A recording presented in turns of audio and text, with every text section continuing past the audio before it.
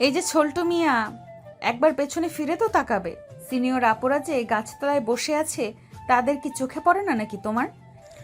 নীল college gate দিয়ে সোজা হেঁটে যাইতেছে, কাঁধে ব্যাগ এবং চোখে সানগ্লাস পরে। এমন সময় পিছন থেকে কে যেন ডেকে উঠল। এটা দেখে নীল পিছনে ফিরতে দেখতে পেল নীলাদ্রি ডাকতেছে।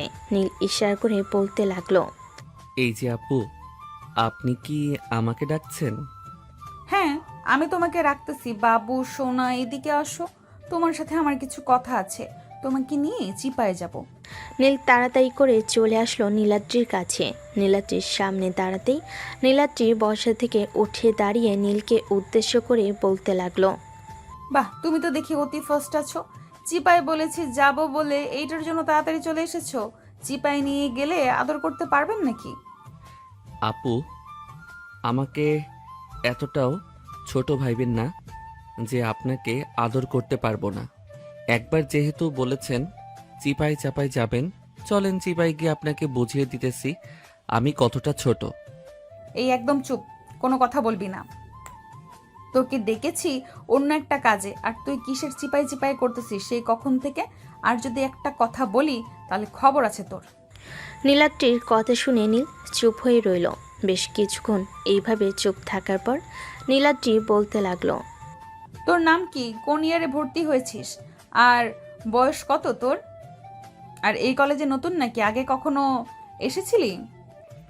আমার নাম নীল, ইন্টার ফার্স্ট ইয়ারে ভর্তি হয়েছি, আর বয়স 19।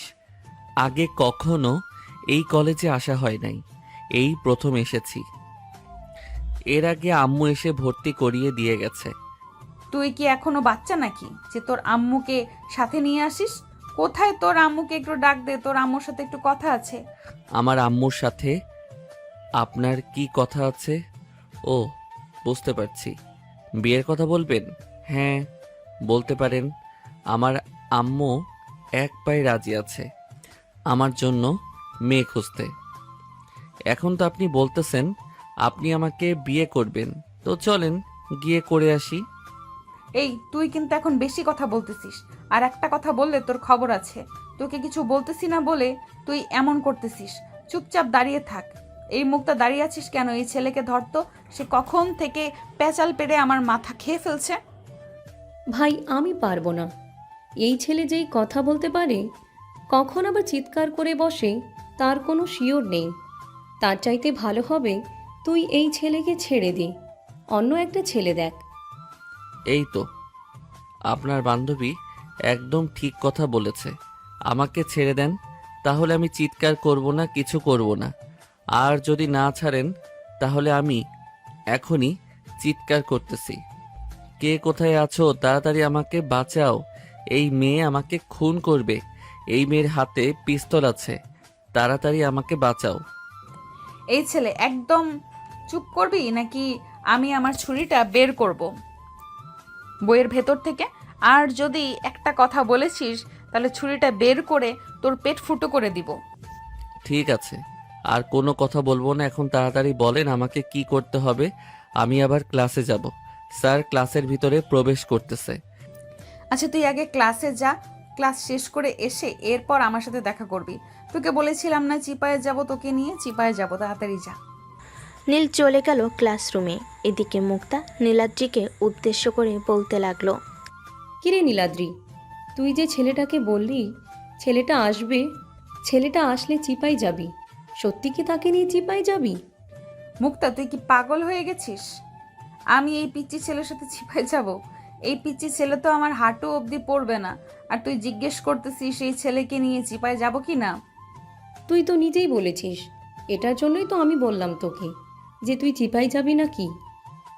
আচ্ছা যাই হোক, চল ক্লাসে যাই। স্যার হয়তো ক্লাসে ঢুকেছে। নতুন বছর নতুন দিন, নতুন ক্লাসে উঠেছি। ঠিকমতো ক্লাস না করলে স্যার আবার বকাবকি করবে। হ্যাঁ, চল ক্লাসে যাওয়া যাক। নীলাদ্রি মুক্তা এবং তার আরও কয়েকজন বান্ধবী নিয়ে চলে আসলো ক্লাসরুমে। সবাই বসে আছে, স্যারের লেকচার শুনতেছে এবং কিছুক্ষণ পর নীলাদ্রি স্যারের ক্লাস শেষ করে চলে আসলো বাহিরে। এদিকে নীল ক্লাসরুমে প্রবেশ করতে ক্লাসের স্যার নীলকে দেখে বলতে লাগলো, বা আজকে তো দেখছি আমাদের কলেজে নায়ক মান্না চলে আসছে। এই সবাই উঠে দাঁড়াও, নায়ক মান্নাকে সম্মান দাও। এই ছেলে, তুমি জানো না এই কলেজে কোনো সেজেগুজে আসা যাবে না? স্যার আমি তো বাহিরে পোস্টার দেখলাম না, পোস্টার দেখলে তো আমি আমার চশমা প্যান্ট সবকিছু খুলে তারপরে আসতাম। বেয়াদব ছেলে, মুখের ভাষা ঠিক করো। এসব কি বলছো? এখন আমি আসলে তোমার মুখে কস্টেপ দিয়ে বন্ধ করে ফেলবো। আহ স্যার আপনি কি বলছেন এসব? আমাকে আমার মুখ কস্টিপ দিয়ে বন্ধ করে ফেলবেন? কখনোই বন্ধ করতে পারবেন না। আমি কথা বলতে বলতে মুখের কস্টেপ খুলে ফেলতে পারবো। বাবা, আমাকে মাফ করে দাও। তোমার সাথে কথা বলা আমার অনেক ভুল হয়েছে। আমি বুঝতে পেরে গেছি তুমি কি বলতে চাইছো। এখন তুমি ভিতরে এসে বসো, আমি আমার পড়াগুলো দিয়ে তারপরে বের হয়ে যাই। নীল ভিতর এসে বসে পড়তে স্যার তার লেকচার শেষ করে চলে গেল। এইদিকে নীল যে বেঞ্চে বসেছে সেই বেঞ্চের একটা মেয়ে বলতে লাগলো, বাহ ভাইয়া বাহ, আপনি তো স্যারকে খুব ভালোভাবে শায়েস্তা করে দিয়েছেন। আর একটু যদি শায়েস্তা করে দিতেন তাহলে খুব ভালো হতো। স্যার আর আমাদের সাথে খারাপ ব্যবহার করতে পারতো না। আর এসব নিয়ে চিন্তা করো না, আমি তো এখন চলে এসেছি। আমি সব কিছু ঠিকঠাক করে দিব। স্যার কেন, স্যারের বাপও এসে কিছু করতে পারবে না। আপনার সাথে কি বন্ধুত্ব করা যাবে? যদি কিছু মনে না করেন। হ্যাঁ অবশ্যই করা যাবে, করা যাবে না কেন? আপনি মানুষ, আমিও মানুষ, এখানে আবার বন্ধুত্ব না করার কি আছে? না এমনিতেই বললাম। আর কি যদি আপনি না করতেন চান তাই আর কি বললাম এই কথাটা। ঠিক আছে, আজ থেকে আমরা ফ্রেন্ড। চলো বাইরে থেকে ঘুরে আসি। ক্লাস মনে হয় আর বেশি হবে না, বাইরে গিয়ে ক্যান্টিনে বসে আড্ডা দিই। হ্যাঁ চলো, ক্যান্টিনে বসে কফি খেতে খেতে দুজনের পরিচয় পর্বটাও সেরে ফেলতে পারবো। আমারও আরো কয়েকজন বান্ধবী আছে, তাদের সাথেও পরিচয় করিয়ে দিব তোমাকে। চলো এখন যাওয়া যাক। পাখি নীলকে দেখে চলে আসলো ক্যান্টিনে। দুজন বসে বসে কফি খাইতেছে আর কথাবার্তা বলতেছে। এমন সময় নীলের সামনে এসে হাজির হলো নীলাদ্রি। নীল নীলাদ্রিকে দেখে বলতে লাগলো, রেডি হয়ে চলে এসেছেন, সাথে প্রোটেকশন নিয়ে এসেছেন। না নিয়ে আসলে আমাকে বলতে পারেন, আমি নিয়ে আসবো। দোকান থেকে ফার্মেসি সামনেই আছে। বিয়াদব ছেলে, সিনিয়র আপুদের সাথে কিভাবে কথা বলতে হয় জানিস না নাকি? ওই সময় জাস্ট মজা করে বলেছিলাম, আর তুই ওইটা সিরিয়াসলি নিয়ে নিয়েছিস। আমার তো এখন মনে চাইতেছে তোকে গলা টিপে মেরে ফেলার জন্য, আর তোকে মারবো না, কিন্তু তোকে মারবো না। কেন মারবেন না? মেরে ফেলেন আমাকে, তারপর না হয় পুলিশ এসে আপনাকে ধরে নিয়ে যাক। বেশি কথা বলবি তাহলে সত্যি সত্যি তোকে মেরে ফেলবো। এখন তো কোনো কিছু করতেছি না। কলেজ ছুটির পর তুই আমার সাথে দেখা করে এরপর বাসায় যাবি। এই বলে নীলাদ্রি ওইখান থেকে চলে গেল। এইদিকে পাখি হাঁ করে তাকিয়ে আছে নীলের দিকে। বেশ কিছুক্ষণ হাঁ করে তাকিয়ে থাকার পর পাখি নীলকে উদ্দেশ্য করে বলতে লাগলো, কি ব্যাপার নীলাদ্রি আপু, তোমার সাথে এরকম করলে কেন? কলেজে ঢোকার সময় নীলাদ্রি আপুর সাথে দেখা হয়েছিল নাকি? হ্যাঁ দেখা হয়েছিল, উনি নিজের মুখে বলেছে যে আমার সাথে চিপায় যাবে। তো এখানে আমার অপরাধ কি? আমি কি এমন করলাম যে তিনি আমার সাথে এরকম করলেন? আমার তো এখানে কোনো অপরাধ নেই। অপরাধ থাকলে অবশ্যই আমি মাফ চাইতাম। যেখানে তিনি নিজের মুখে বলেছে সেখানে আমি তো মাত্র সামান্য একজন পিচ্চি ছেলে। আচ্ছা যাই হোক, বাদ দাও, চলো আমার বান্ধবীদের কাছে নিয়ে যাই, তাদের সাথে পরিচয় করিয়ে দিই। তারা হয়তো ওইদিকে বসে আছে। পাখি নীলকে নিয়ে চলে আসলো কলেজে পিছনের দিকে। এসে দেখে কলেজের পিছনে সবাই বসে আড্ডা দিতেছে। পাখি তার বান্ধবীদের পাশে গিয়ে বসে পড়ল। নীলও পাখির পাশে বসে পড়তেই পাখি সবাইকে উদ্দেশ্য করে বলতে লাগলো, এই তোরা শোন, ওর নাম হচ্ছে নীল। আজকে আমাদের কলেজ নতুন ভর্তি হয়েছে। তোরা তো ক্লাস করিস নাই, তাহলে দেখতে পারতিস নীল কিভাবে স্যারকে শায়েস্তা করেছে। নীল ওদের সাথে পরিচয় হয়ে নাও। এই হচ্ছে আফরিন, এই হচ্ছে বৃষ্টি, এইটা হচ্ছে রুনা, আর এইটা হচ্ছে সুমাইয়া। হ্যাঁ সবার সাথে পরিচয় হয়ে গেলাম। এখন তোমরা আমাকে একটা বুদ্ধি দাও। আমি ওই নীলাদ্রি মেয়েটাকে শায়েস্তা করতে চাই। মেয়েটার দুর্বলতা কোথায় ওইটা আমাকে জানাবে তোমরা। আরে মেয়েটার দুর্বলতা হচ্ছে সে যদি একা থাকে তাহলে তার সামনে যদি কোনো ছেলে গিয়ে দাঁড়িয়ে কথা বলে সে ভয় পায়। এটা হচ্ছে তার সবচেয়ে বড় দুর্বলতা। ও আচ্ছা, তার মানে আমাকে একটা সুযোগ বের করতে হবে। সে কখন একা হবে আর তখন আমি তাকে গিয়ে ভয় দেখাবো। তবে খুব সাবধান, তার একটা শুনেছি বয়ফ্রেন্ড আছে এই কলেজে। তার বাবার অনেক টাকা থাকার কারণে সে যা ইচ্ছা তাই করতে পারে। তুমি একটু সাবধানে থাকবে, তার চোখে যাতে তুমি না পড়ো সেদিকে খেয়াল রাখ। আরে এসব নিয়ে চিন্তা নেই।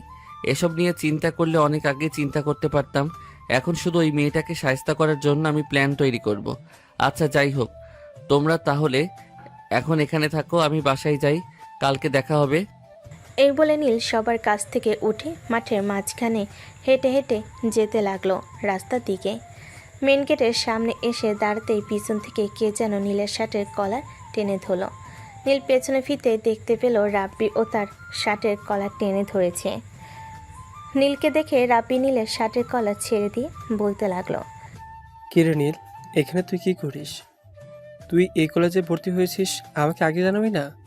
আরে রাব্বি ভাই, আপনি এই কলেজে পড়েন, আগে জানলে তো আমি সর্বপ্রথম আপনার সাথে দেখা করতাম এই কলেজে এসে। আচ্ছা যাই হোক, তুই এই কলেজে ভর্তি হয়েছিস, যদি তোকে কেউ ডিস্টার্ব করে বা তোকে কেউ ভয় দেখায় তাহলে আমার নাম বলবি।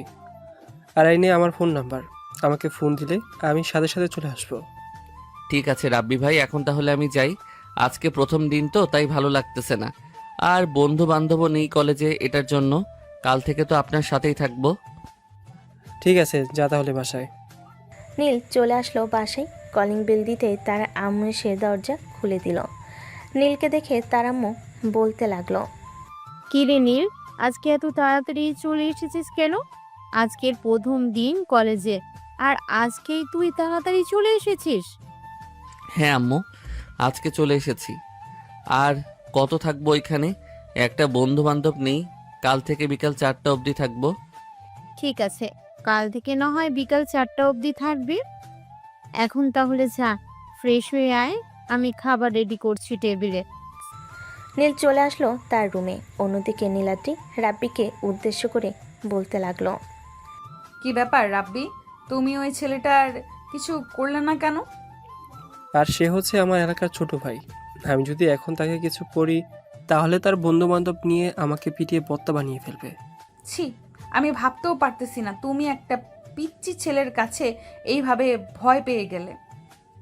তোমার সাথে রিলেশন করাটাই আমার বেকার হয়েছে। যদি ওই ছেলের সাথে করতাম তাহলে আরও বেশি ভালো হতো। এই চল আমরা এখান থেকে যাই। এ বলে নীলাদ্রি তার বান্ধবীদেরকে নিয়ে চলে আসলো কলেজের গেটের সামনে।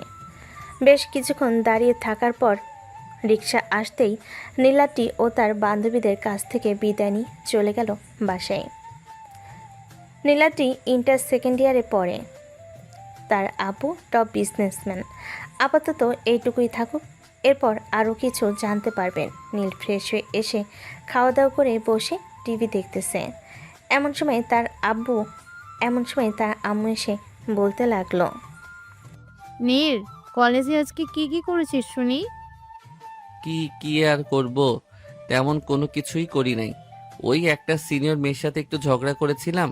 কলেজে ঢুকতে না ঢুকতেই ওই মেয়েটা আমাকে বলা শুরু করেছে আমার সাথে নাকি চিপাই যাবে।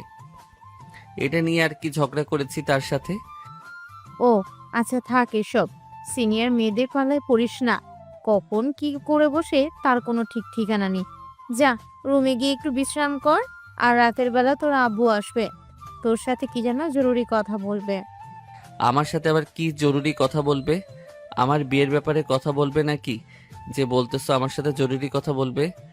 হতেও পারে, আবার নাও হতে পারে, কারণ আমি শিওর করে বলতে পারতেছি না তোর আব্বু কিসের জন্য তোর সাথে কথা বলবে। আগে তো কখনো এই রকম করে বলে নাই যে তোর সাথে কথা বলবে রাতে এসে। আজকে হঠাৎ বলেছে, তাই আর কি তোকে বললাম। আচ্ছা আব্বু বাসায় আসুক, এরপর দেখি কি বলে আমাকে। নীল চলে আসলো তার রুমে। বিছানায় বসে বসে ফোন টিপতেছে। এমন সময় তার ফোনটা বেজে উঠল। তাকিয়ে দেখে শুভ সকাল দিয়েছে। কলটা রিসিভ করতেই ও পাশ থেকে শুভ বলতে লাগলো, কি রে নীল, কেমন আছিস? অনেকদিন পর তোর সাথে কথা হলো। আমাদের তো কোনো খোঁজ খবর নিস না, এতটাই স্বার্থপর হয়ে গেলি। হ্যাঁ, আমরা অনেক স্বার্থপর হয়ে গেছি। শালা, আজকে তুই 10 দিন ধরে বাড়িতে নেই, মামাদের বাসায় গিয়েছিস মামাতো বোনের সাথে রিলেশন করার জন্য। আর এখানে আমি একা একা কলেজে যাই, সবগুলো হারামি গিয়ে তাদের আত্মীয়দের বাসায় পড়ে আছে। সরি নীল, আজকে রাতে আমি রওনা দিব। কালকে সকালে তোর সাথে কলেজে দেখা হবে। ফোন রাখলাম তাহলে এখন। সকাল 10টায় কলেজ গেটের সামনে দাঁড়িয়ে থাকবি। এই বলে শুভ কলটা কেটে দিল। এদিকে নীল বিছানায় শুয়ে পড়তেই ঘুমিয়ে গেল। সন্ধ্যা 6টা। নীল ঘুম থেকে উঠে ফ্রেশ হয়ে চলে আসলো পাড়ার চায়ের দোকানে। চা খেতে খেতে নীল বলতে লাগলো, চাচা, আপনার মেয়ের কি খবর? সে পড়ালেখা কেমন করতেছে? আপনি তো আর কিছু জানালেন না ওই দিন টাকা দেওয়ার পর। এখন আলহামদুলিল্লাহ খুব ভালো পড়ালেখা করতেছে। ওই দিন যদি তুমি টাকা না দিতে তাহলে সে পরীক্ষা দিতে পারতো না। আজকে সে পরীক্ষা দিয়েছে এবং ভালো একটা চাকরি পেয়েছে। ও আচ্ছা, যাক, আলহামদুলিল্লাহ। অনেক খুশি হলাম আপনার মুখ থেকে এই কথা শুনে। নীল চা খেয়ে ওইখান থেকে চলে গেল বাসায়। অন্যদিকে নীলাদ্রি তার রুমে বসে আছে। এমন সময় তার আম্মু রুমে এসে বলতে লাগলো, নীলাদ্রি, নিচে আয়, তোর আব্বু তোকে ডাকতেছে। হঠাৎ আব্বু আমাকে ডাকতেছে কেন? কিছু হয়েছে নাকি?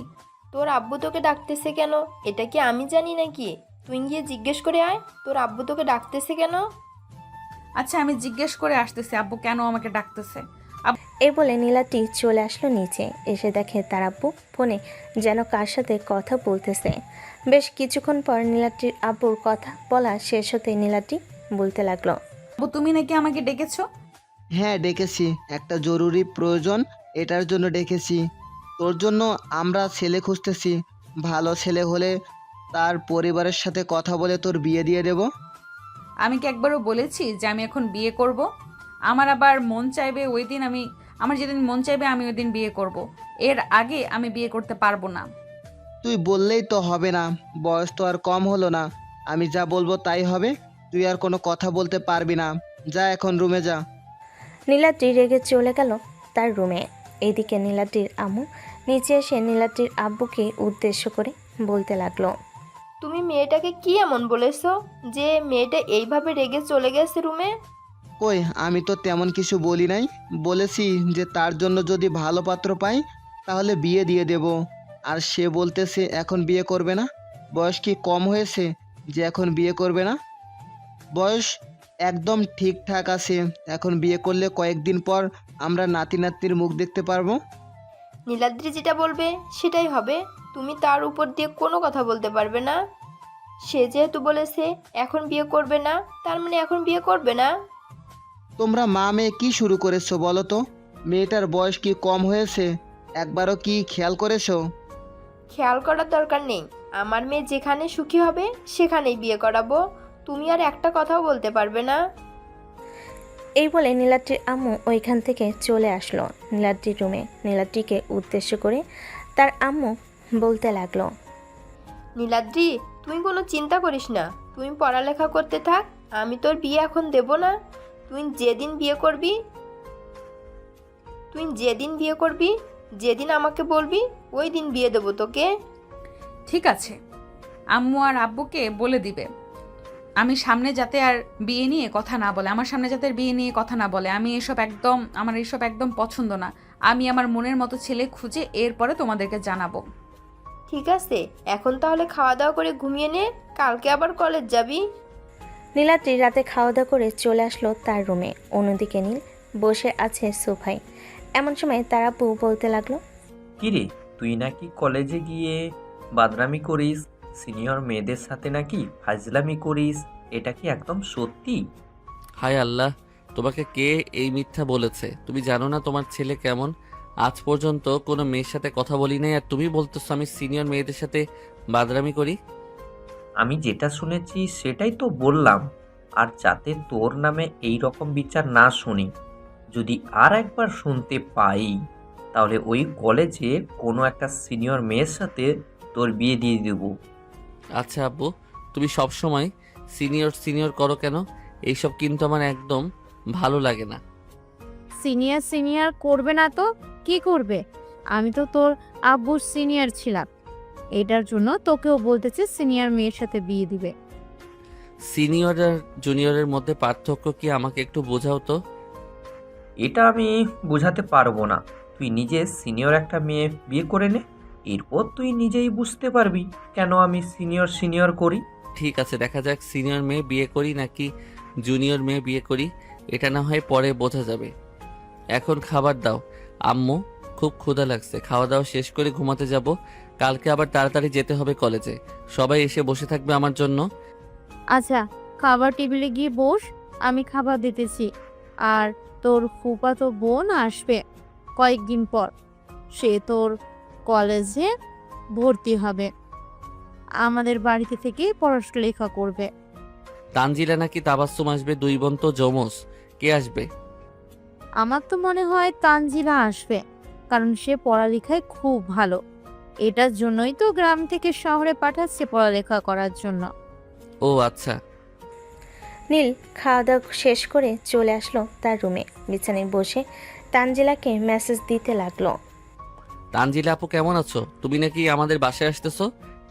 এই তো আলহামদুলিল্লাহ ভালো আছি। হ্যাঁ, তোদের বাসায় আসতেছি আর 2 থেকে 3 দিন পর। আমি আমার কাগজপত্র তোর কাছে দিয়ে রাখছি। তুই তো কলেজে যাস, প্রিন্সিপাল স্যারের সাথে কথা বলে এরপর আমার ভর্তির ফর্মটা ফিল আপ করে দিয়ে আসিস। ঠিক আছে, তুমি তোমার সকল কাগজপত্র পাঠিয়ে দিও। আমি ফটোকপি করে তারপর প্রিন্সিপাল স্যারের সাথে কথা বলে তোমার অ্যাডমিশন করিয়ে দিব। নীল তানজিলার সাথে আরও কিছুক্ষণ কথা বলে ফোনটা কেটে দিল। বেশ কিছুক্ষণ পর নীল ঘুমেতে সে পাড়ি জমালো। পরের দিন সকাল 8টা। নীল তাড়াতাড়ি করে ফ্রেশ হয়ে চলে আসলো খাবার টেবিলে। খাওয়া দাওয়া করে তার রুমে এসে কলেজের জন্য রেডি হয়ে চলে আসলো কলেজে। সকাল 10টা। কলেজ গেটের সামনে দাঁড়িয়ে আছে নীল। এমন সময় পিছন থেকে শুভ নীলকে উদ্দেশ্য করে বলতে লাগলো। কিরে নীল, কেমন আছিস? অনেকদিন পর তোর সাথে দেখা হয়েছে। প্রায় 1 মাস আগে তোর সাথে দেখা হয়েছিল, আর আজকে দেখা। শালা আত্মীয়দের বাড়িতে গিয়ে তাদের মেয়েদের সাথে টাঙ্কি মেরে আবার আমাকে বলতেছিস 1 মাস পর দেখা হয়েছে। তো কেমন দিনকাল কাটলো ওইখানে? প্রেম টেম কয়টা করেছিস? ভাই, আত্মীয়দের বাসায় গিয়ে আরও অনেক বড় ঝামেলায় পড়ে গিয়েছিলাম। শালা পছন্দ করছে একটা আর বিয়ে করায় দিছে আরেকটার সাথে। বল তো এখন কি করা প্রয়োজন? পছন্দ করছি আমি ছোটটাকে, আর বিয়ে করায় দিছে বড়টার সাথে। এটার জন্য আমি তাকে ওই বাড়িতে রেখে এসেছি। হা হা হা, বেশ ভালো হয়েছে। বেশি লোভের ফল পেয়েছিস তুই। ফোনে কথা বললে তোর চলে না, বাড়িতে গিয়ে ইটিস পিটিস করতে হয়, তাই না? এখন দেখলি তো লোভের পরিণাম কি রকম হয়েছে। হ্যাঁ রে, এখন বুঝতে পারছি। চল এখন ভিতরে যাওয়া যাক, বাকি সবাই তো ভিতরে অপেক্ষা করতেছে। নীল আর শুভ মাঠের মাঝখান দিয়ে হেঁটে হেঁটে যাইতেছে। এমন সময় নীলের সামনে এসে দাঁড়ালো নীলাদ্রি। নীলাদ্রিকে দেখে নীল বলতে লাগলো। কি ব্যাপার, আপনি হঠাৎ এখানে? তাও আবার এইরকম ভাবে সেজে গুজে আমার সামনে দাঁড়িয়ে আছেন। আমাকে বিয়ে করার প্ল্যান করেছেন নাকি? তোর মতো পিচ্চি ছেলেকে তাও আবার আমি বিয়ে করব? হাসালি আমাকে। কালকে তুই রাব্বিকে ভয় দেখিয়েছিলি কেন? সে তো ভয় পেয়ে আবার তোকে কিছু করে নাই। এই যে আপু, আপনি কোনো রাব্বির সাথে কথা বলতেছেন? ওই যে মুখে হালকা হালকা দাড়ি আর সবসময় কালো পোশাক এবং কালো একটা বাইক নিয়ে আসে, ওই রাব্বির কথা বলতেছেন? হ্যাঁ, আমি ওই রাব্বির কথাই বলতেছি। সে আমার বয়ফ্রেন্ড, তাকে ভয় দেখিয়েছে এই ছেলেটা। ওই ভিতর ডিম আপনার বয়ফ্রেন্ড? তাও আবার আমাদের বিশ্বাস করতে হবে? তাকে একবার ডাক দিয়ে আমাদের সামনে নিয়ে আসেন। সে দেখবেন ভয় পেয়ে মাথা নিচু করে আমাদের সাথে কথা বলতেছে। আর সে আপনার থেকে 2 বছরের জুনিয়র হবে। হাত পায়ে লম্বা হলেই হয় না, গিয়ে দেখেন। মানে সে তো বলেছে আমার থেকে 2 বছরের সিনিয়র হবে সে, আর আপনি বলতেছেন সে জুনিয়র হবে। সে যদি জুনিয়র হয় তাহলে আপনারা দুজন যা বলবেন আমি তাই করতে রাজি আছি। চলেন রাব্বির কাছে, এখন যাব। ঠিক আছে, চলেন তাহলে। নীলাদ্রি নীল এবং শুভকে নিয়ে চলে আসলো রাব্বির কাছে। শুভ এবং নীলকে দেখে রাব্বি যে পালিয়ে যেতে যাবে, এমন সময় নীলাদ্রি পেছন থেকে রাব্বির শার্টের কলার টেনে ধরলো আর বলতে লাগলো। এই কোথায় যেতেছিস তুই? তোর সাথে আমার জরুরি কথা আছে। একদম চুপচাপ এখানে দাঁড়িয়ে থাক, আর আমি যা যা প্রশ্ন করব সেই প্রশ্নের উত্তর দিবি। নীলাদ্রি, আমার একটা জরুরি কাজ আছে, প্লিজ আমাকে ছেড়ে দাও। আমি এখন ওই কাজটা করতে যাব। কাজটা শেষ করে এসে তোমার সাথে কথা বলতেছি। কাজ শেষ করে এসে আমার সাথে কথা বলতে হবে না। এখন আমার প্রশ্নের উত্তর দিয়ে এরপরে তুই এখান থেকে যাবি, তা না হলে তোকে আমি এখান থেকে যেতে দিব না। আচ্ছা বলো, কি প্রশ্ন করবে? আমি তোমার সকল প্রশ্নের উত্তর দিয়ে এরপর এখান থেকে যাব। তুই সত্যি করে বল তোর বয়স কত, আর তুই কি আমার থেকে সিনিয়র নাকি জুনিয়র? সত্যি করে বলবি, না হলে তোকে আমি এখানে মেরে আলু ভর্তা করে রাস্তার কুকুরকে খাইয়ে দিব। আমি তোমার থেকে জুনিয়র, তুমি আমার 2 বছরের সিনিয়র। আমি তোমাকে ওই দিন মিথ্যা কথা বলেছিলাম, প্লিজ রাগ করো না জান। আমি তোমাকে অনেক ভালোবাসি। দাঁড়া, তোর ভালোবাসা দেখাচ্ছি আমি। এই বলে নীলাদ্রি রাব্বিকে মারতে মারতে গেটের বাইরে দিয়ে আসলো। এইদিকে নীল আর শুভ চলে আসলো ক্লাসরুমে। দুজন বেঞ্চে বসে আছে। এমন সময় নীল বলতে লাগলো, কি রে, ওই মেয়েটা তো বলেছিল আমাদের কথা যদি সত্যি হয় তাহলে আমরা যা বলবো ওই মেয়ে তাই শুনবে। এখন তো এই মেয়েটাকে কিছু করার দরকার। আমার সাথে অনেক খারাপ ব্যবহার করেছে, এটার শাস্তি তো তাকে দিতে হবে। নীল বাদ দে তো, মেয়ে মানুষ কিছু করলে পরে প্রিন্সিপাল স্যারের কাছে বিচার যাবে। কিছু করার দরকার নেই, এমনিতেই ভালো আছিস, ভালো থাক। ওই মেয়ের সাথে কথা বলার প্রয়োজন নাই, আর বলতেও হবে না। আরে ভাই, ওই মেয়ের সাথে জাস্ট একটু মজা করবো, আর কিছুই করব না। তুই বসে ওদের সাথে আড্ডা দে, আমি আসতেছি ওই মেয়ের কাছ থেকে। এই বলে নীল চলে আসলো নীলাদ্রির কাছে। বেশ কিছুক্ষণ দাঁড়িয়ে থাকার পর নীলাদ্রিকে উদ্দেশ্য করে বলতে লাগলো, এই যে মিস, আপনাকে বলেছিলাম না ওই ছেলেটা আপনার থেকে 2 বছরের জুনিয়র। আপনি তো বিশ্বাস করেন নাই এবং আমাদেরকে বলেছেন আমরা যা বলবো আপনি তাই করতে রাজি আছেন। এখন আমি যা বলবো তাই করতে রাজি হবেন তো? যেহেতু আপনাকে বলে দিয়েছি, তার মানে রাজি না হয়ে যাব কোথায় বলেন? আমাকে কি করতে হবে? আপনি যেটা বলবেন আমি সেটাই করতে রাজি আছি। তাছাড়াও তো উপায় নেই, করলে আবার আমার মান সম্মান হারিয়ে যাবে। হ্যাঁ, একদম ঠিক বলেছেন। যদি না করেন তাহলে তো আমি সবার কাছে বলে দিব যে আপনি কলেজের সিনিয়র একজন আপু হয়ে একটা জুনিয়র ছেলের কথা রাখলেন না। এখন আমাকে লিপ কিস করতে হবে। যদি লিপ কিস করতে পারেন তাহলে আমি কাউকে কিছু বলবো না। নীলের কথা শুনে নীলাদ্রির চোখ বড় বড় করে নীলের দিকে তাকিয়ে আছে। প্রায় 2 মিনিট এভাবে তাকিয়ে থাকার পর নীলাদ্রি বলতে লাগলো, এই পিচ্চি, তুই কি পাগল হয়ে গেছিস? তুই কাকে কি বলতেছিস জানিস? আমি চাইলে এখন তোকে ঠাস করে 2টা চড় মেরে দিতে পারি। আপনি নিজেই তো বলেছেন আমি যা চাইবো তাই দিবেন। এখন যদি না দেন তাহলে আমি এই যে যাইতেছি সবাইকে বলার জন্য। কে কোথায় আছো দেখে যাও তাড়াতাড়ি, তোমাদের সিনিয়র নীলাদ্রি আপু। নীল আর কোনো কথা বলতে পারল না। নীলাদ্রি তাড়াতাড়ি করে নীলের মুখ টিপে ধরে নিয়ে চলে আসলো ফাঁকা একটা রুমে। নীলকে দেওয়ালের সাথে চেপে ধরে নীলের ঠোঁটজোড়া কামড়ে ধরল। বেশ কিছুক্ষণ এইভাবে কামড়ে ধরে থাকার পর নীলাদ্রি নীলকে ছেড়ে দিয়ে তাড়াতাড়ি করে ওই ফাঁকা রুম থেকে বের হয়ে আসলো। এইদিকে নীলকে খুঁজতে খুঁজতে শুভ এবং তার বন্ধুরা চলে আসলো সেই রুমের সামনে। নীলকে দেওয়ালের সাথে চোখ বন্ধ করে থাকতে দেখে তারা তাড়াতাড়ি করে রুমের ভিতর প্রবেশ করলো এবং বলতে লাগলো, এই নীল, তোর কি হয়েছে? এভাবে দেয়ালের সাথে পিঠ দিয়ে চোখ বন্ধ করে আছিস কেন? এমনিতেই দাঁড়িয়েছিলাম, আর নীলাদ্রির সাথে একটু বোঝাপড়া ছিল, এটার জন্য সে এই রুমে নিয়ে এসেছে। তার মানে তোদের মাঝে নিশ্চয়ই কোনো কিছু হয়েছে। সত্যি করে বলতো কি হয়েছে তোদের মাঝে? এখন যদি সত্যি করে না বলিস তাহলে প্রিন্সিপাল স্যারের কাছে আমরা উল্টোপাল্টা বানিয়ে বানিয়ে বলে দিব। তুই তো জানিস আবার আমরা উল্টোপাল্টা জিনিস বানাতে খুব পছন্দ করি। আসলে ওই নীলাদ্রিকে বলেছিলাম আমার ঠোঁটে লিপ কিস করার জন্য। সেই প্রথমে মানা করছিল, কিন্তু পরে আমি যখন বলেছি যে মানুষ ডাক দিব তখন সে তাড়াতাড়ি করে রাজি হয়েছে। তার মানে অবশেষে সিনিয়র মেয়ে তোর ঠোঁটে লিপ কিস করেছে। মামা, এখন তো আমাদেরকে ট্রিট দিতে হবে। যদি ট্রিট না দিস তাহলে আমরা সবাইকে বলে দিব। শালা, আমি তো ওই মেয়ের কাছ থেকে এমনি এমনি পেয়েছি, এটার জন্য তোদেরকে ট্রিট দিতে যাব কেন? ওই মেয়েকে আমার গার্লফ্রেন্ড হয় নাকি যে সে লিপ কিস করেছে? এটা তোদেরকে বলার কারণে তোরা যা চাইবি তাই দিব। শালা, তুই আগে একটা কিছু হলে আমাদেরকে ট্রিট দিতিস, আর এখন অনেক কিপটা হয়ে গেছিস। যা যা, তোর কাছে আর ট্রিট চাইবো না। আর যদি কখনো ট্রিট চাই তাহলে মনে রাখিস কি হয়। ঠিক আছে, মনে থাকবে মনে থাকবে। চল এখন বাইরে যাই, গিয়ে নীলাদ্রিকে দেখে আসি। আর শোন, আমার ফুফাতো বোন তানজিলা আসতেছে, 2 দিন পর সে এই কলেজে পড়ালেখা করবে। তোরা কিন্তু আবার তার সাথে রিলেশন করতে চাস না, মেয়েটা অনেক রাগী। শালা, তুই বললি কেন? এখন এটার জন্য আমরা সবাই তার সাথে রিলেশন করব। দেখি তুই কি করতে পারিস। আর ওই মেয়ে কতটা রাগী এটাও আমরা দেখে নিব। কি রে, তোরা কিছু বলতেছিস না কেন? আমরা কি বলবো, যা বলার নীল বলে দিয়েছে। আর আমাদের তো গার্লফ্রেন্ড আছে, আমরা আমাদের গার্লফ্রেন্ডের কাছে জুতার বাড়ি খেতে চাই না। তোর যদি ইচ্ছা থাকে তাহলে তুই জুতার বাড়ি খেতে পারিস। তোর তো আবার লজ্জা নেই, লজ্জা থাকলে তো তুই অন্যের মেয়ের কথা বলতে পারতিস না। পারভেজ, তুই এটা বলতে পারলি? আমি কখনো ভাবতে পারি নাই তুই যে এটা বলতে পারবি। যা, তোদের সাথে কোনো কথা নাই। এই বলে শুভ ওই রুম থেকে বের হয়ে চলে গেল। এইদিকে তার বন্ধুদেরকে নিয়ে চলে আসলো গাছের নিচে। এসে দেখে নীলাদ্রি বসে আছে।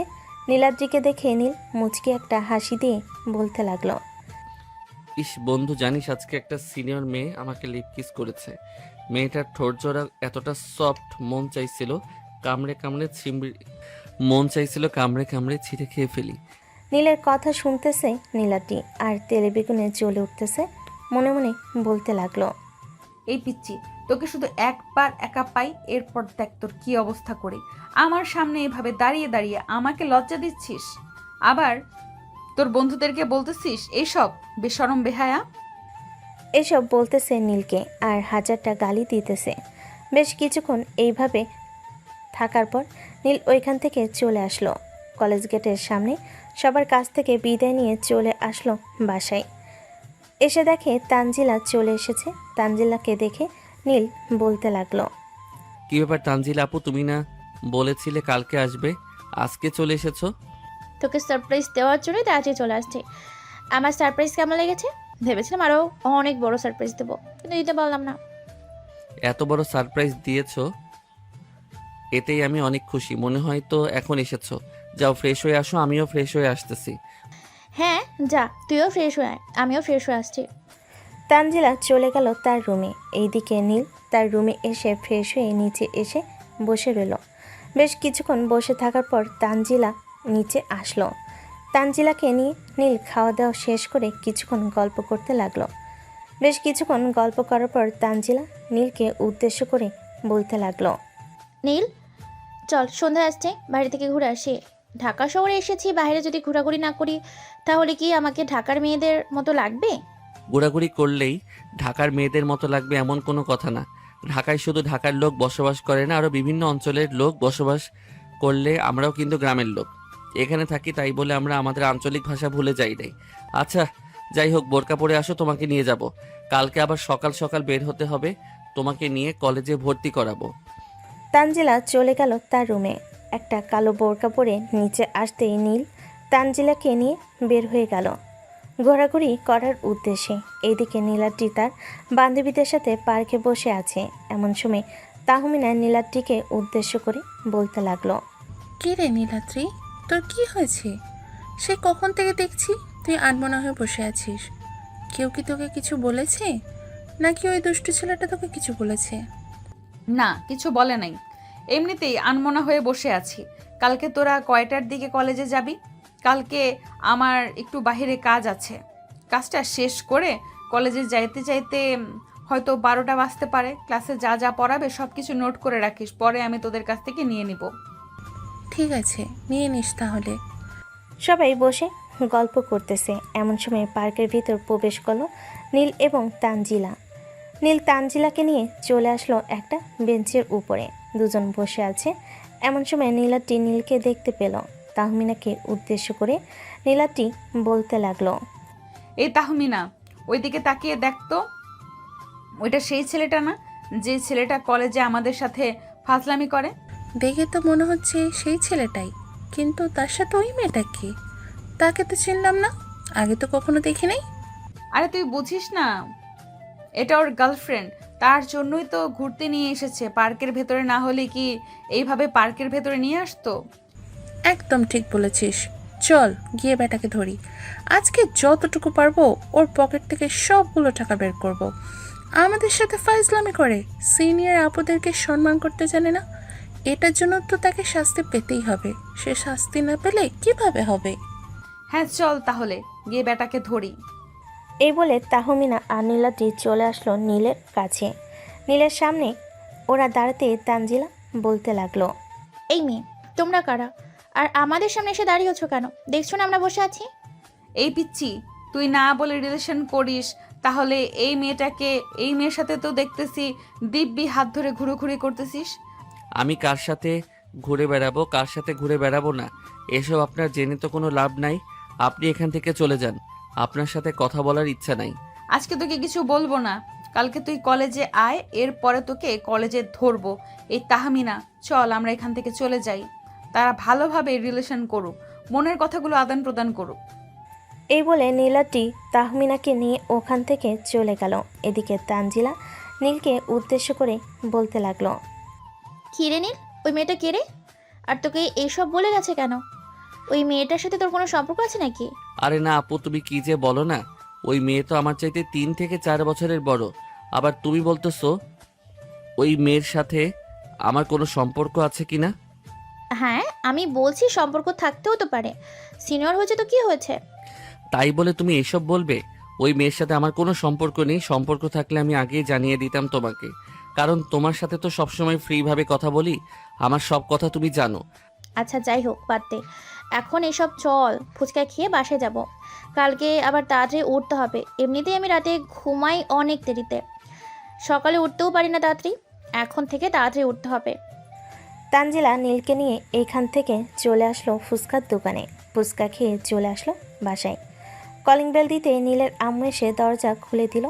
বেশ কিছুক্ষণ পর দুজন চলে আসলো। দুজনের রুমে ফ্রেশ হয়ে নিচে বসে কিছুক্ষণ গল্প করে রাতের খাবার খেয়ে দুজনের রুমে চলে গেল। নীল বিছানায় শুয়ে শুয়ে গান শুনতেছে আর তার বন্ধুদের সাথে গেম খেলতেছে। অন্যদিকে নীলাদ্রি তার রুমে শুয়ে শুয়ে একবার এপাশ করতেছে আরেকবার ওপাশ করতেছে, কিন্তু কিছু বলতে পারতেছে না। তার মন বারবার কি যেন বলতেছে, কিন্তু সে বুঝতে পারতেছে না।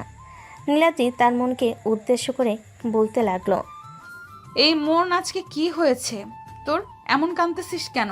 কেন আমার এরকম মনে হচ্ছে যে আমি কাউকে পছন্দ করি, কেউ আমার কাছ থেকে হারিয়ে যেতেছে? সত্যি কি আমি কাউকে পছন্দ করি, নাকি আমার মন এমনিতেই এরকম করতেছে?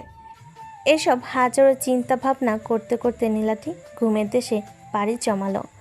অন্যদিকে নীল রাত 12টা অবধি গেম খেলে ঘুমের দেশে পাড়ি জমালো। দেখতে দেখতে রাত পার হয়ে সকাল হলো। সকাল 7টা। নীল ঘুম থেকে উঠে ফ্রেশ হয়ে নিচে এসে দেখে তার আম্মু একা একা বসে চা খাইতেছে। তার আম্মুকে উদ্দেশ্য করে বলতে লাগলো, আম্মু, তানজিলা আপু এখনো ঘুম থেকে উঠে নাই নাকি? কলেজে যাবে কখন? সকাল 9টার সময় কলেজে যেতে হবে। তানজিলা আপুকে ভর্তি করাতে হবে, অনেক সময় লাগবে। এখনো ঘুম থেকে উঠে নাই, তুই গিয়ে একটু ডেকে দিয়ে আয় তো। বল তাড়াতাড়ি ঘুম থেকে ওঠার জন্য। আমি টেবিলে খাবার রেডি করতেছি। তুই একেবারে কলেজে যেন রেডি হয়ে চলে আসিস। তানজিলাকেও বলিস একেবারে রেডি হয়ে নিচে নামার জন্য। ঠিক আছে আম্মু, তুমি টেবিলে খাবার রেডি করো, আমি তানজিলা আপুকে ঘুম থেকে উঠিয়ে এরপর আমি রেডি হয়ে আসতেছি। এই বলে নীল চলে আসলো তানজিলার রুমে। এসে দেখে তানজিলা এখনও ঘুমাচ্ছে। তানজিলাকে ডাক দিয়ে ঘুম থেকে উঠিয়ে নিয়ে চলে আসলো তার রুমে। ফ্রেশ হয়ে কলেজের জন্য রেডি হয়ে চলে আসলো নিচে। খাবার টেবিলে বসে খাবার খেতে লাগলো। খাওয়া দাওয়া শেষ করে দুজন রেস্ট করে চলে আসলো বাইরে। একটা রিক্সা নিয়ে চলে আসলো সোজা কলেজে। গেট দিয়ে প্রবেশ করতে যাবে এমন সময় গাছের নিচে বসে থেকে নীলাদ্রি নীলকে ডাক দিয়ে বলতে লাগলো, এই পিচ্ছি, এই দিকে আয়, তোর সাথে জরুরি কথা আছে, তাড়াতাড়ি এই দিকে আয়। আর তোর সাথে ওই মেয়েটাকে বল চলে যাওয়ার জন্য। তানজিনা আপু, ওই যে একটা রুম দেখতেছো, ওই রুমে তুমি চলে যাও। আমি ওই মেয়েটার সাথে দেখা করে এরপর আসতেছি, না হলে শান্তি মতো আমাদেরকে কাজ করতে দিবে না। তুই আমার সাথে যাবি, আর ওই মেয়েদের কাছে গেলে আমি তোর সাথে যাব। আমিও শুনতে চাই ওই মেয়ে কি বলে। নীল তানজিলাকে তার সাথে নিয়ে চলে আসলো নীলাদ্রির কাছে। নীলাদ্রিকে উদ্দেশ্য করে তানজিলা বলতে লাগলো, এই মেয়ে, তোমার সমস্যা কি? বারবার নীলকে ডাকছো কেন? কালকে পার্কে গিয়েছি, ওইখানেও আমাদের সাথে ঝামেলা করেছো। আবার কলেজে এসেছি, এখানেও ঝামেলা করছো। তোমার সমস্যাটা কি ওইটা বলো। নীলকে পছন্দ করো? ওর মতো পিচ্চি ছেলেকে আমি পছন্দ করব? কখনোই না। ওর সাথে আমার পার্সোনাল কিছু কথা আছে। আপনি 2 মিনিট এখানে দাঁড়ান, আমি তাকে নিয়ে ওইখান থেকে আসতেছি। 2 মিনিটের বেশি সময় লাগবে না। এই বলে নীলাটি নীলের হাত ধরে টানতে টানতে নিয়ে চলে আসলো কলেজের পিছনে। নীলের গলা টিপে ধরে নীলাটি চোখ বড় বড় করে বলতে লাগলো, এই কুত্তা, তোর কত বড় সাহস! তুই ওই মেয়ের সামনে আমাকে অসম্মানী করতেছিস। এখন যদি আমি রেগে যাই তাহলে তোর কি অবস্থা হবে বুঝতে পারছিস? আমাকে রাগিয়ে দিস না নীল, শেষবারের মতো বলতেছি, আমার সামনে ভালো ব্যবহার করবি, ভালোভাবে চলাচল করবি, না হলে কি করব নিজেও বুঝতে পারবি না। এই বলে নীলাটি নীলকে ছেড়ে দিতে নীল কোনোরকম গলায় হাত দিয়ে ওইখান থেকে চলে আসলো তানজিলার কাছে। তানজিলাকে ইশারা করে বলতেই তানজিলা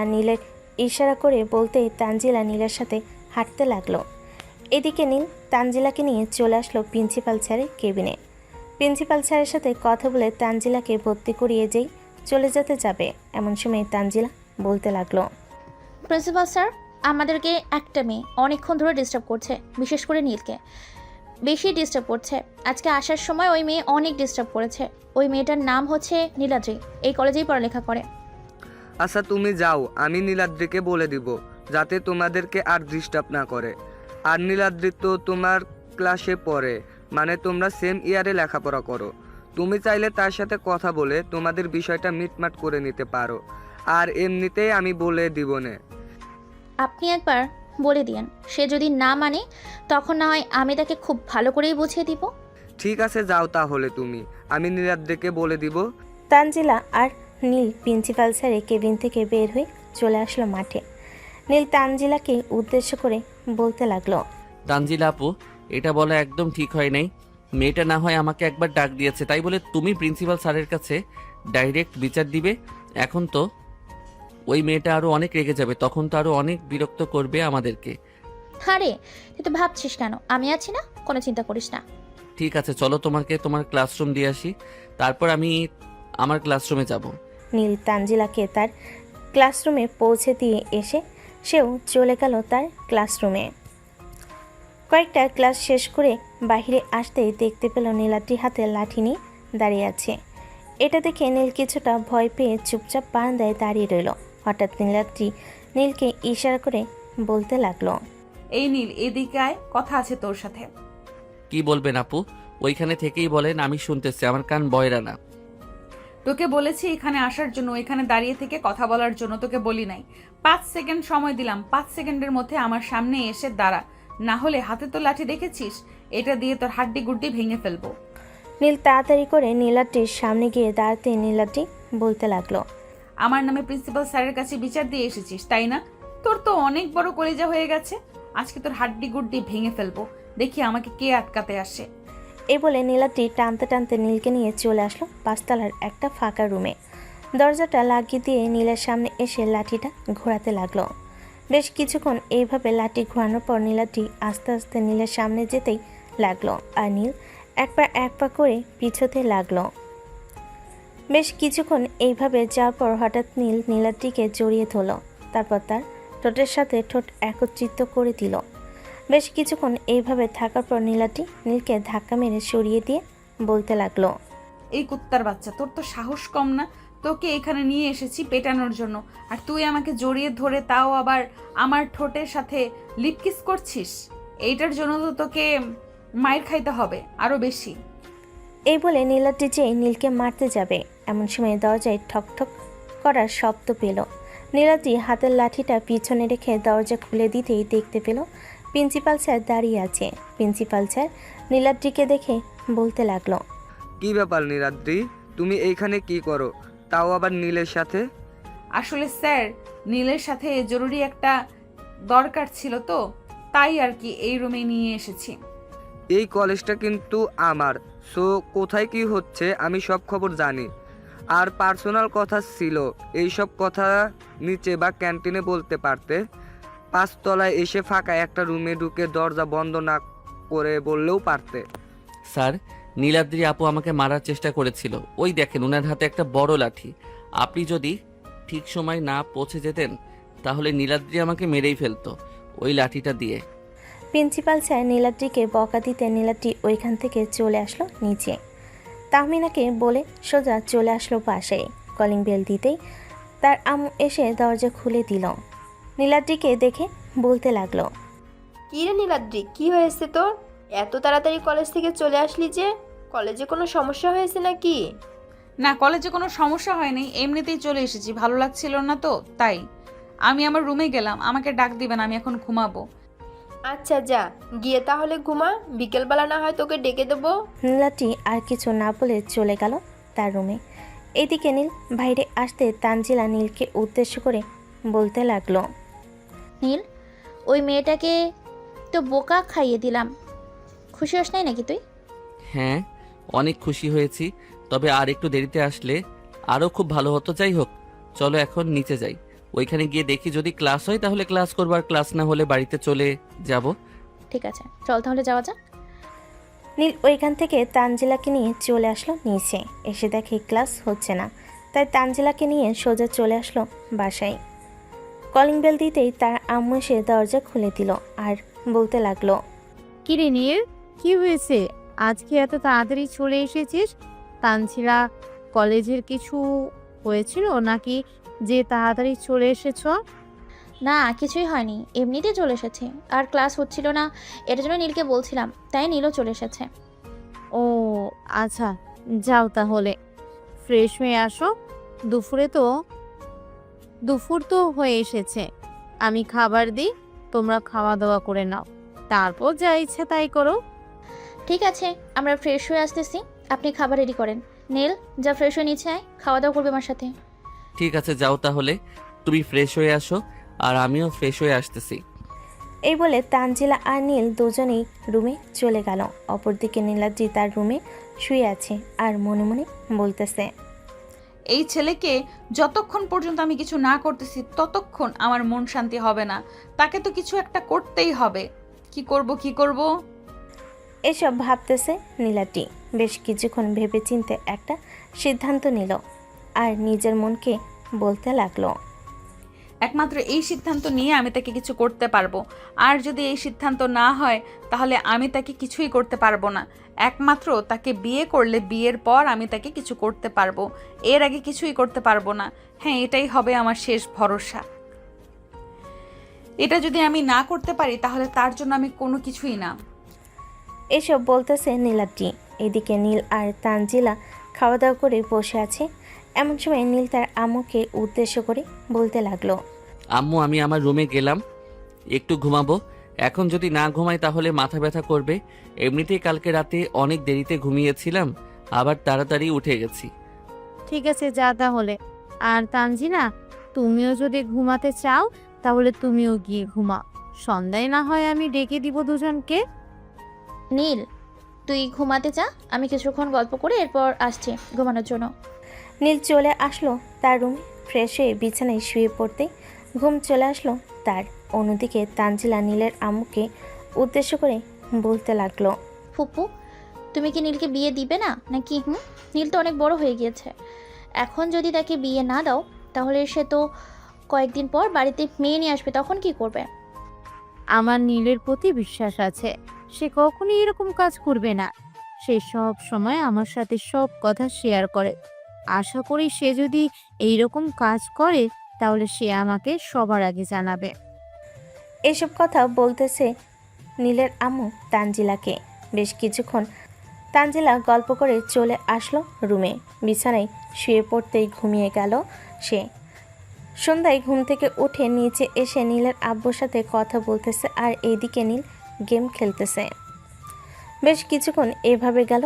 গেম খেলার পর নীল চলে আসলো নিচে। এসে দেখে তার আব্বুর সাথে তানজিলা বসে কথা বলতেছে। নীল তার আব্বুর পাশে বসে পড়তেই তার আব্বু বলতে লাগলো, নীল, তোকে কতবার বললাম বিয়েটা করে নে, তাহলে তো একা একা লাগতো না, কিন্তু তুই তো বিয়ে করলি না। আর কি বলবো, আর কিছু বলার নেই। তুই তোর আম্মুর সাথে তাল মিলিয়ে কথা বলিস। তার চাইতে তানজিলা খুব ভালো, আমার সাথে কত ফ্রিভাবে কথা বলেই। হয়েছে হয়েছে, আর আমাদের নামে বদনাম করতে হবে না। এই নাও, তোমাদের জন্য বাড়িতে বসে মিষ্টি বানিয়েছিলাম, মিষ্টিগুলো খেয়ে নাও। সবাই মিলে মিষ্টি হেসে আড্ডা দিতে লাগলো। পরের দিন সকাল 10টা। নীল ঘুম থেকে উঠে চলে আসলো নিচে। এসে দেখে তানজিলা ঘুম থেকে উঠে গেছে। তানজিলার সাথে চা খেতে খেতে বেশ কিছুক্ষণ গল্প করে চলে আসলো বাহিরে। ঘোরাঘুরি করতেছে। নীল এমন সময় সামনে তাকিয়ে দেখে নীলাদ্রি তার দিকে এগিয়ে আসতেছে। এটা দেখে নীল পেছন ফিরে আবারও সামনের দিকে হাঁটা ধরল। বেশ কিছুক্ষণ হাঁটাহাঁটি করার পর নীল পিছনে ফিরতে দেখতে পেল নীলাদ্রি এখনও তার পিছু করতেছে। এটা দেখে নীল একটা অপরিচিত বাড়িতে ঢুকে গেল। সামনে দিয়ে ঢুকে পেছনের গেট দিয়ে বের হয়ে চলে এসেছে। এদিকে নীলাদ্রি বাড়ির ভিতর প্রবেশ করে দারোয়ানকে উদ্দেশ্য করে বলতে লাগলো, এই যে দারোয়ান, একটু আগে যে কালো একটা শার্ট পরে একটা ছেলে বাড়ির ভেতরে ঢুকেছে, ওই ছেলেটা কয়তলায় থাকে? আর ছেলেটা কার সাথে রিলেশন করে নাকি রিলেশন করে না? তুমি বাড়িওয়ালার ছেলের কথা বলতেছো? সে তো খুব ভালো, সে কারোর সাথে রিলেশন করে না। কেন, তুমি তাকে পছন্দ করো নাকি? হ্যাঁ, আমি তাকে পছন্দ করি, কিন্তু কথা হচ্ছে আমি তার পরিবারের সাথে কথা বলতে চাই। তার আব্বু আম্মু কি বাসায় আছে নাকি বাসায় নেই? তার আব্বু আম্মু বসে আছে, তুমি চাইলে গিয়ে কথা বলতে পারো। 5 তলায় 312 নম্বর রুম হচ্ছে তাদের। নীলাদ্রি দারোয়ানকে আর কিছু না বলে ওইখান থেকে সোজা চলে আসলো। 5 তলায় 312 নম্বর রুমের সামনে কলিং বেল দিতে বাড়িওয়ালা এসে দরজা খুলে দিল। নীলাদ্রি বাড়িওয়ালাকে সালাম দিয়ে বলতে লাগলো, আসসালামু আলাইকুম আঙ্কেল, কেমন আছেন? এটা কি নীলদের বাসা? ওয়ালাইকুম আসসালাম। না, এখানে তো নীল নামের কেউ থাকে না, আপনি হয়তো ভুল ঠিকানায় চলে এসেছেন। আপনি কার কাছে এসেছেন? আমি নীলের কাছে এসেছি। তার পিছু পিছু করতে করতেই তো এসে দেখলাম যে এই বাড়িতে ঢুকেছি, কিন্তু আপনি বলতেছেন এটা নীলের বাড়ি না। আপনি আপনার ছেলেকে একটু ডাক দেন, আমি আপনার ছেলেকে দেখব। বাড়িওয়ালা তার ছেলেকে ডাক দিতে নীলাদ্রি জিভে একটা কামড় দিয়ে সরি বলে ওইখান থেকে চলে আসলো বাহিরে। রাস্তার একপাশে দাঁড়িয়ে কি বকবক করতে করতে নীলের 14 গোষ্ঠী উদ্ধার করতে লাগলো। বেশ কিছুক্ষণ এইভাবে বকবকি করার পর নীলাদ্রি বলতে লাগলো, এইভাবে তার বাড়ির খোঁজ পাওয়া যাবে না। আগে কলেজে যাই, কলেজে গিয়ে তার বন্ধু বান্ধব তো আছে, তাদের কাছ থেকে তার বাড়ির ঠিকানাটা নিতে হবে। এছাড়া আর কোনোভাবে তার বাড়ির ঠিকানা বের করতে পারবো না তাকে ফলো করে। এসব ভাবতে ভাবতে নীলাদ্রি চলে আসলো কলেজে। এসে দেখে তানজিলা একা একা বসে আছে গাছতলায়। নীলাদ্রি আশেপাশে তাকিয়ে দেখে কেউ নেই। তানজিলাকে উদ্দেশ্য করে নীলাদ্রি বলতে লাগলো, এই মেয়ে, তুমি তো নীলের গার্লফ্রেন্ড হও। নীলদের বাসা কোথায় আর সে কয় নাম্বার বাড়িতে থাকে এটা একটু আমাকে বলো, তার সাথে আমার জরুরি কথা আছে। তার সাথে আপনার কি জরুরি কথা আছে তা আমি খুব ভালো করে জানি। আমি তার বাড়ির ঠিকানা দিতে পারবো না। আপনি নীলকে কোনো কিছুই করতে পারবেন না। নীলের আব্বুর সাথে কথা বলে আমি আমাদের বিয়ে ফাইনাল করে রেখেছি। এখানে আপনি চান্স নিতেই ব্যর্থ হবেন। একবার যেহেতু তার স্পর্শ আমি পেয়ে গেছি, তার মানে আমার তাকেই লাগবে, অন্য কাউকে দিয়ে আমার হবে না। সো এখন আপনি যা ইচ্ছা তাই করতে পারেন, আমি নীলকে আপনার কাছ থেকে কেড়ে নিব। এই বলে নীলাদ্রি ওইখান থেকে চলে গেল। এদিকে তানজিলা চলে আসলো বাসায়। এসে দেখে নীল বসে বসে টিভি দেখতেছে। নীলের পাশে বসে তানজিলা নীলকে উদ্দেশ্য করে বলতে লাগলো, নীল, সত্যি করে বলবি, তুই কি কাউকে পছন্দ করিস নাকি পছন্দ করিস না? যদি পছন্দ করে থাকিস তাহলে আমাকে বল।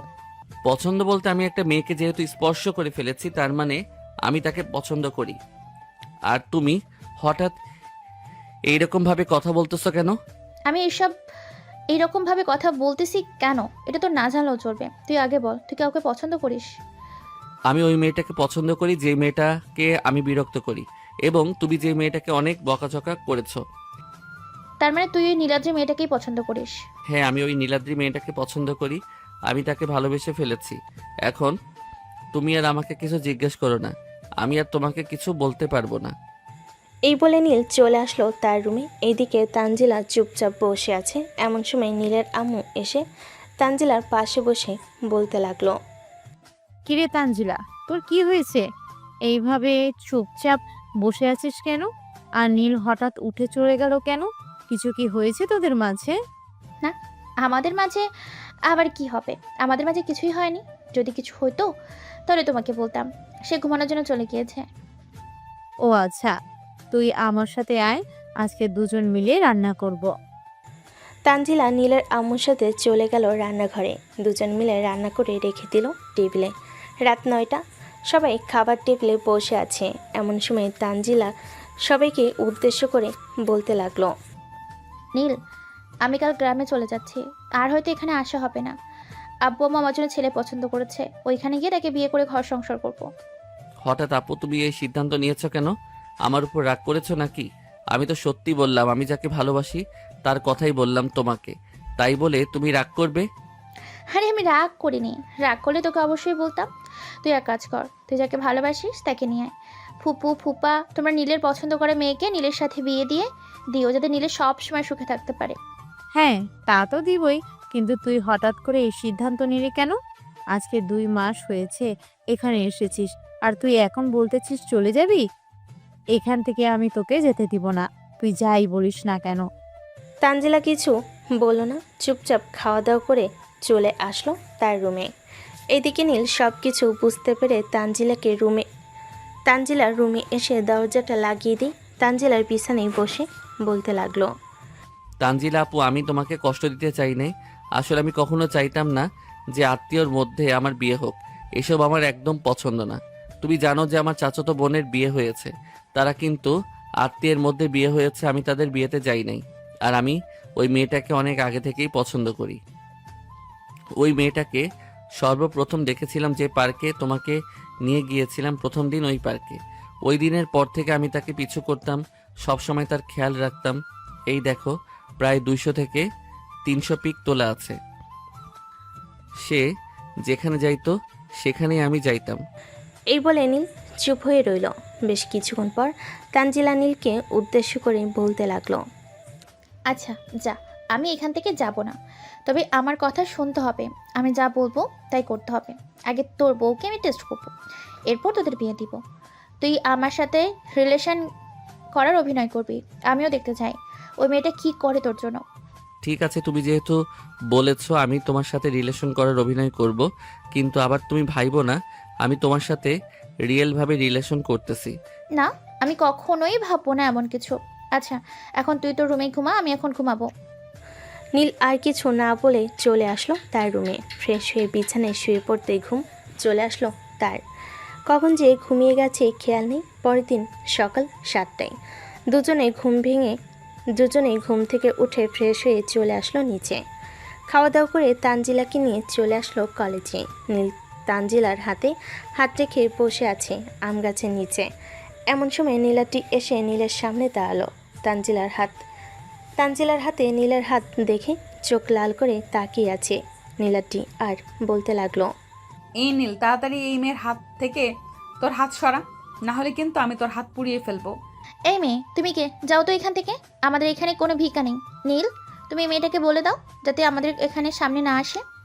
এই যে আপু, আপনি আর আমাদের সামনে আসবেন না, আমরা দুজন গার্লফ্রেন্ড বয়ফ্রেন্ড, মনে রাখেন।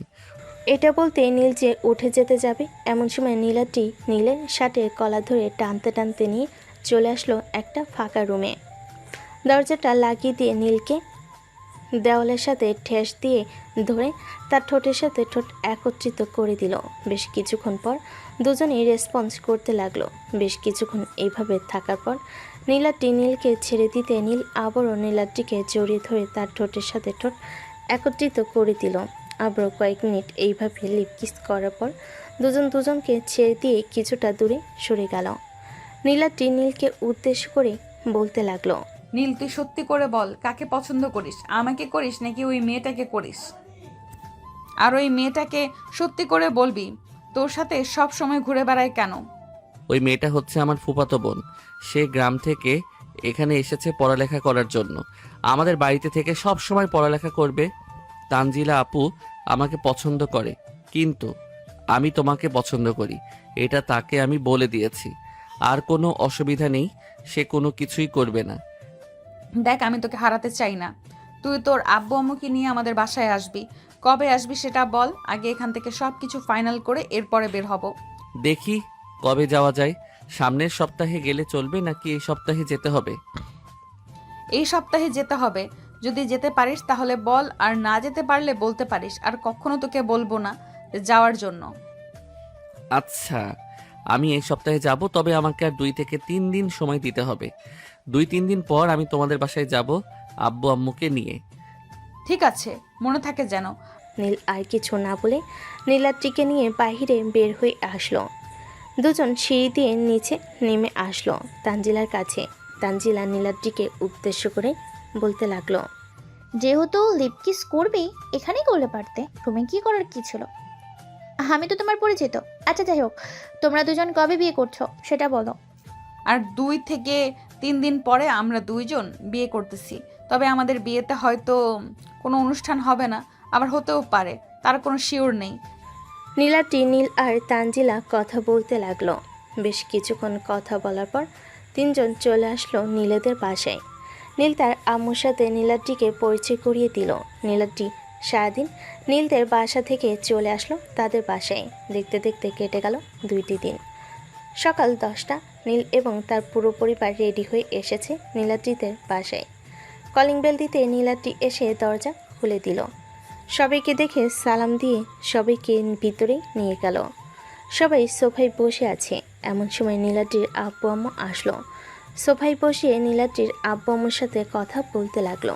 বেশ কিছুক্ষণ কথা বলার পর নীলাদ্রির আব্বু বলতে লাগলো, বিআই সাহেব, সকল কথা তো ফাইনাল হয়ে গেল। আমার মেয়ে চাইতেছে মসজিদে গিয়ে কাজী ডেকে বিয়ে করার জন্য। এখন আপনি যদি অনুমতি দেন তাহলে আমরা কিছুক্ষণ পর মসজিদে যাব। ইমাম সাহেব এবং কাজী থাকবে ওইখানে। ঠিক আছে, তারা 2 জন যা বলে তাই করেন। চলেন তাহলে যাওয়া যাক। নীলের আব্বু বেশ কিছুক্ষণ পর সবাইকে নিয়ে চলে আসলো কাছের একটা মসজিদে। দুজনে বিয়ে পড়িয়ে দিয়ে খেজুর খাইয়ে নিয়ে চলে আসলো নীলদের বাসায়। রাতে খাওয়া দাওয়া শেষ করে নীল, তানজিলা এবং নীলাদ্রি কিছুক্ষণ গল্প করে চলে আসলো রুমে। নীল দরজাটা লাগিয়ে দিয়ে নীলাদ্রিকে উদ্দেশ্য করে বলতে লাগলো, নীলাদ্রি চলো, আমরা দুজনে অজু করে 2 রাকাত নফল নামাজ আদায় করে নেই। আল্লাহর কাছে আমাদের নতুন জীবনের জন্য কিছু চাই। ঠিক আছে, চলো তাহলে। নীল নীলাদ্রিকে নিয়ে অজু করে 2 রাকাত নফল নামাজ আদায় করে খাটে এসে বসে পড়ল। এমন সময় নীলাদ্রি বালিশের নিচ থেকে একটা ছুরি বের করে নীলের গলার সামনে ধরে বলতে লাগলো, আমাকে অনেক জ্বালিয়েছিস কলেজে, আজকে আমি তোকে জ্বালাবো। যতক্ষণ পর্যন্ত আমার আদর ঠিক মতো না পাবো ততক্ষণ পর্যন্ত আমি এই ছুরি ধরে রাখবো তোর গলায়। ছুরি ধরে রাখলে আদর করব কিভাবে? ছুরিটা সরাও, আমি আদর করতেছি। নীলাদ্রি ছুরিটা সরাতেই নীল আদর করতে লাগলো নীলাদ্রিকে। এদিকে নীলাদ্রি আদর খেতে খেতে কান্না করতে লাগলো। হঠাৎ নীলকে জড়িয়ে ধরে তার ঠোঁটের সাথে তার ঠোঁট একত্রিত করে দিল। বেশ কিছুক্ষণ থাকার পর নীলাদ্রি নীলকে ছেড়ে দিয়ে ফিস ফিস করে বলতে লাগলো, এইভাবে চলবে না, আরো জোরে আদর করো। আজকে সারা রাত আদর করতে হবে আমাকে। আর লাইট জ্বালিয়ে আদর করতেছো, তোমার পাঠক পাঠিকার চেয়ে রয়েছে। এই যে পাঠক পাঠিকারা, আপনারা এভাবে চেয়ে থাকলে আমি আদর করব কিভাবে? আপনারা তাকিয়ে আছেন তাই আমার বউ লজ্জা পাইতেছে। এখন আপনারা তাড়াতাড়ি চলে যান, আমি আমার বউকে আদর করে একটা ফুটফুটে সন্তান নিয়ে আসি। সবাই ভালো থাকবেন, সুস্থ থাকবেন, আর হ্যাঁ, 5 ওয়াক্ত নামাজ পড়তে ভুলবেন না। ধন্যবাদ সবাইকে। সমাপ্ত।